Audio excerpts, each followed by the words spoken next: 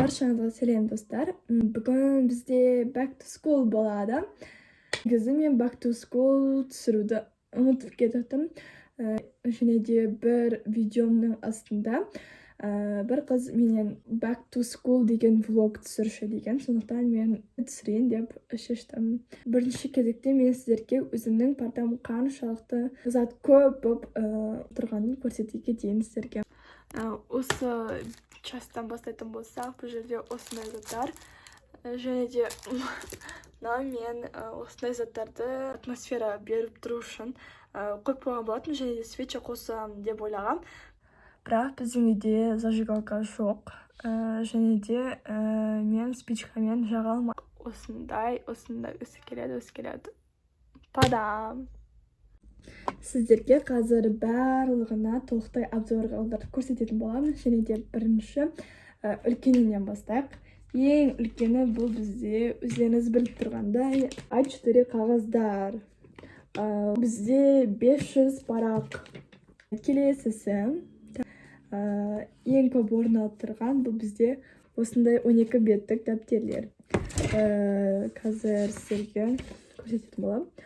Осындай көк немесе жасыл цветті. Ішінде 12 бет, және де бұл бізде жол дәптер. Жол дәптерден бізде шырма, және де осындай тор көз дәптерден тоже шырма дәптер. Бұның бәрі менікі болады, өйткені өздеріңіз білетіндей Малика 11-ді бітірді. Осындай бізде ручка. Осындай ручка. Негізі біз осындай пилот деген ручкамен жыл сайын осындай пилот ручкасын атын болатын. Ашық көк түсті жазады. Қазір сіздерге ашып көрсетейін.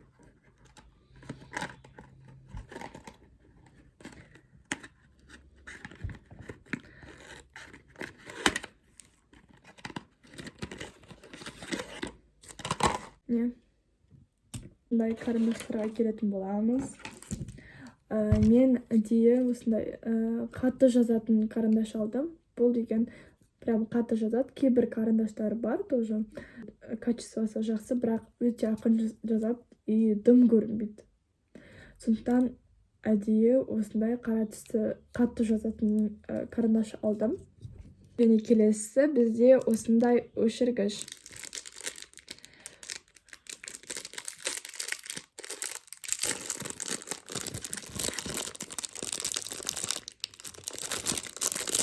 Тадам! Мен әдейі осындай көзге бірден көрінетін осындай әдейі үлкен өшіргіш алдым. Чтоб біт қалмау үшін, және де жоғалтып алмау үшін, өйткені кішкентай өшіргіш алып аламын, потом жоғалтып ала берем.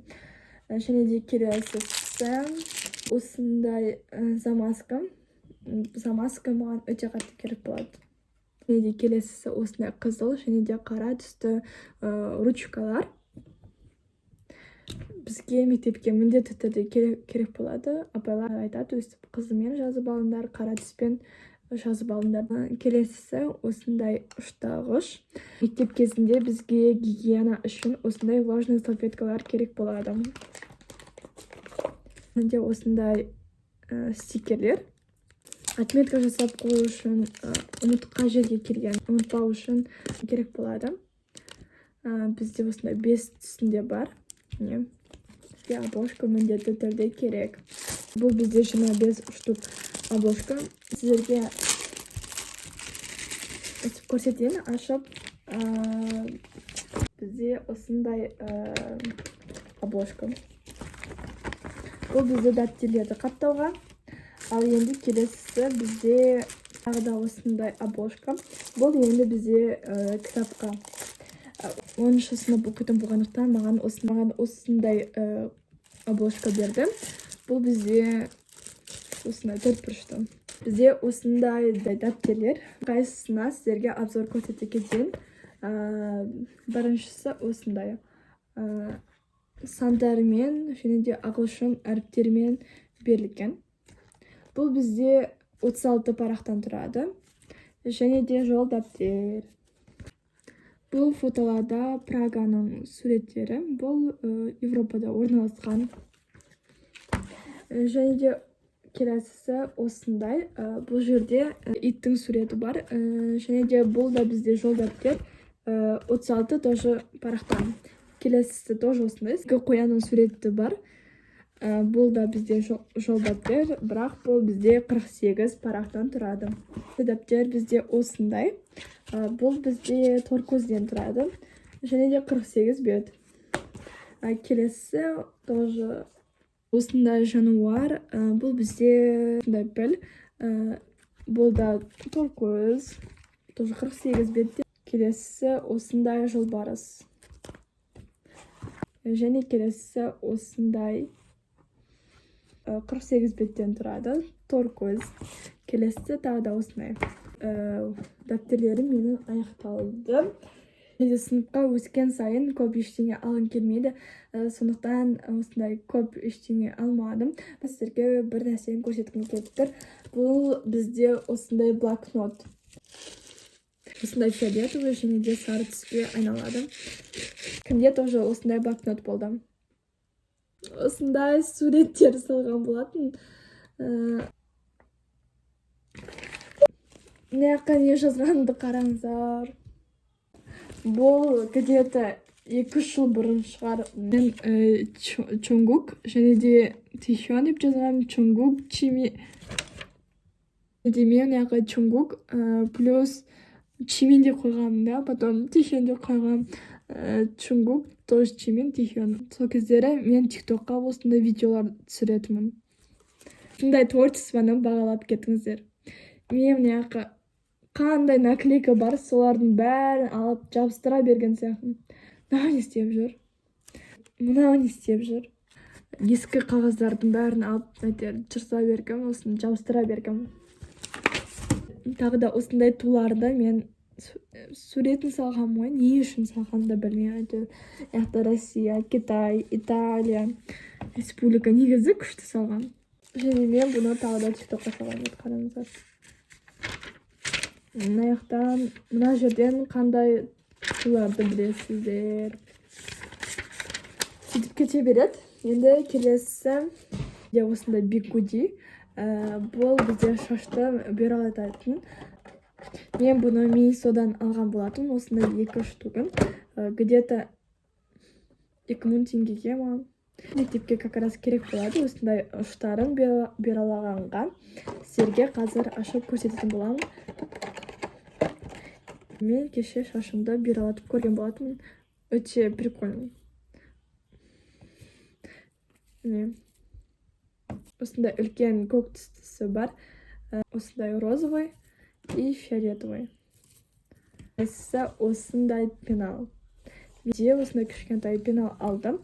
Өйткені біз разноцветный карандаштары қолданбаймыз. Тек қана ручка, обычный карандаш. Өшіргіш сондай заттар ғана болса болды. Бізге басқа ештеңе керек болмайды. Сондықтан осындай пенал алдым. Мектеп алдында осындай 2 тал чехол алдым. Осындай қара түстегі шиемен. Екіншісі бізде осындай ағылшынша girls can do everything. Қазақша аударғанда қыздар барлығын жасай алады. Қыздардың қолынан бәрі келеді. Осындай бізде прозрачный чехол. Girls can do everything. Соңғысы бізде осындай подставка. Кішкентай өте сүйкімді. Мектепке апарғанға өте мүлдем ауыр емес. Осындай кітап қойып қояды. Біздің сыныпта почти бүкіл оқушыда подставка болды. Чтобы кітап қойып қойғанға алдына. Иногда артында телефон көргеді. Өткен жылы осындай дәу подставканы мектепке апаратын ауыр қыдырып кәдімгідей салмағы бар бұның. Ал темір, мынада темір, бірақ өте мүлдем сезілмеді салмағы. Сондықтан осындай кішкентайын алуға тура келді. Бұл ең соңғысы деп қоям, бірақ мен сіздерге ең басты құрал жабдықты көрсетуге ұмытып кеттім. Бұл бізде осындай сумка. Бұны біз Мегадағы Респект деген бутиктен алған болатынбыз. Маған өте қатты ұнап қалды, сосын сразу алдық. Сыртын алып тастағанбыз. Сіздерге өстіп осы кәсібін көрсетейін дедім. Қыздарға арналған рюкзак. Осындай кожаная сумка. Арты осындай. Ішіне обзор жасайтын кететін болсақ, артында осындай бір тал қалтасы бар. Және алдында екі тал қалтасы бар. Басқа қалтасы жоқ. Осындай 4 тал темірі бар. Бұны не деп айтатынын білмеймін. Енді мен мектепке дайынмын, бірақ әлі де алмаған заттарым бар. Енді алатын оның бірі аяқ киім, физкультураға арналған сумка, және де астыма сым алуым керек. Осымен болды, почти. Соңына дейін көргендеріңізге көп рахмет. Лайк басып, комментария қалдыруды ұмытпаңыздар. Өздеріңіздің идеяларыңызды тағы да жаза кетіңіздер комментарияға. Соңына дейін көргендеріңізге көп рахмет.